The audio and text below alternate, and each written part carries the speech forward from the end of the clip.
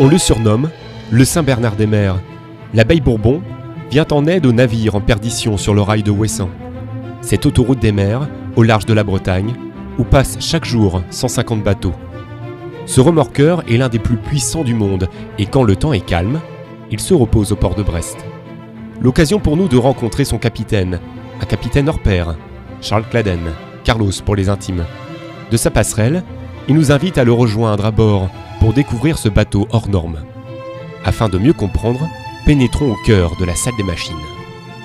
Le bateau fait 80 mètres de long. La machine, compartiment technique, fait 60 mètres de long. Là, on a un bruit aigu, c'est le bruit des groupes électrogènes. Quand les moteurs sont en route, ici, on ne peut pas tenir. On est obligé d'avoir un casque.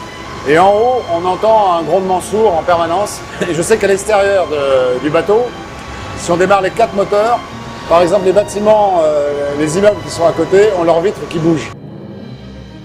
Avec ses 22 000 chevaux, ce remorqueur peut tracter à lui seul un pétrolier de 550 000 tonnes.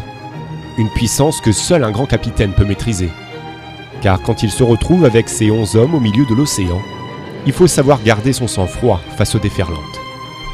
Quand on est en pleine tempête ici, les essuie-glaces marchent, on voit un petit peu grâce au radar, c'est tout. Mais sinon, devant, c'est complètement blanc, on prend des paquets de mer en permanence. Vous voyez, il y a des mains courantes un peu partout, on est obligé de se tenir parce qu'il nous est arrivé d'être nous-mêmes couchés par les vagues. Ça reste un petit bateau, on fait 80 mètres de long, mais quand on a des creux de 14-15 mètres, on est... 15 mètres, c'est la hauteur de la passerelle, ici. On est à 15 mètres au-dessus de l'eau.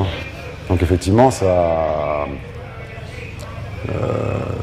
reste impressionnant, quoi. Le capitaine Claden a participé à près de 360 interventions pendant sa carrière. La plus médiatique reste sans aucun doute celle de l'Erika. Nous sommes le 12 décembre 1999. J'étais dans ma cabine. Peu avant 6 h du matin, j'ai senti le bateau qui bougeait d'une manière qui m'a alerté. Donc je suis monté à la passerelle et à 6 h moins 5, au moment où je suis arrivé à la passerelle, donc c'était sur la baie Flandre, toutes les alarmes se sont mises à sonner. Et là j'ai compris que quelque chose de grave se passait. En chemin, ils apprennent que l'Erika s'est coupée en deux. La marée noire a déjà commencé. Ils aperçoivent les premières nappes de pétrole. Le but à présent est de remorquer la partie arrière du bateau qui se dirige droit vers Belle-Île. Pour cela, 3 hommes de l'abeille sont téléportés sur l'Erika pour le relier au remorqueur. Nous, il nous fallait passer des cordages pour qu'on puisse mettre le gréement de remorquage. On le voit sur ces images. Donc j'avais 3 personnes sur l'Erika, on va passer les filins. Et nous, à partir de l'abeille, on virait le gréement de remorquage dans les coups de mer. Il faut reconnaître que là, on avait 12 mètres de creux, il y avait des risques de collision. Là, on est très proche de la partie arrière de l'Erika. L'opération va prendre une trentaine de minutes avant que ces marins ne soient évacués du bâtiment en perdition. Plus tard, Charles Claden envisage une nouvelle manœuvre et prévoit d'envoyer à nouveau 2 de ses hommes à bord du pétrolier. Et au moment où on devait envoyer 2 hommes, au moment où l'hélicoptère est arrivé, c'est là où la partie arrière s'est mise à la verticale.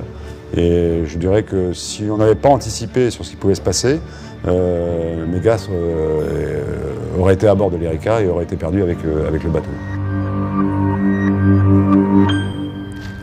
Charles Claden a sillonné les mers du monde entier. Né au Maroc, il a dès l'enfance su que plus tard, sa vie se ferait sur l'eau. J'ai toujours été fasciné par les marins, quoi. Quand on est petit, on a on lit Jules Verne, quand j'étais tout gamin, il y avait les collections de tout l'univers. Ou dans Tintin, les histoires de l'oncle Paul dessus. Et à chaque fois que ça racontait des histoires qui avaient trait à la mer ou au monde de la mer, c'était quelque chose qui me passionnait, quoi. C'est à Agadir qu'il entend parler de Brest pour la première fois. Il s'imagine alors déjà capitaine de remorqueur, une vie qui semblait toute tracée, une vie dédiée à sauver des vies.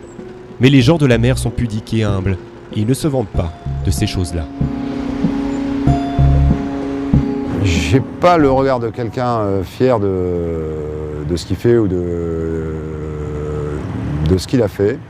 On a avant tout l'envie de tout simplement d'essayer de bien faire les choses, point. Je crois ça s'arrête là. Je crois que être au bout de la remorque, c'est être au bout du devoir, avant tout pour les gens qui sont là.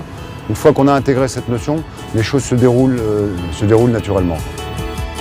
Et leur devoir, Charles Claden et son équipage n'ont de cesse de le remplir. Ils ont à bord de leur navire sauvé nombre de vies, évité nombre de marées noires. Ce capitaine a été fait chevalier de la Légion d'honneur en 2001. Aux commandes de l'Abbaye Bourbon, il est sans conteste l'une des figures locales les plus respectées de la communauté des marins.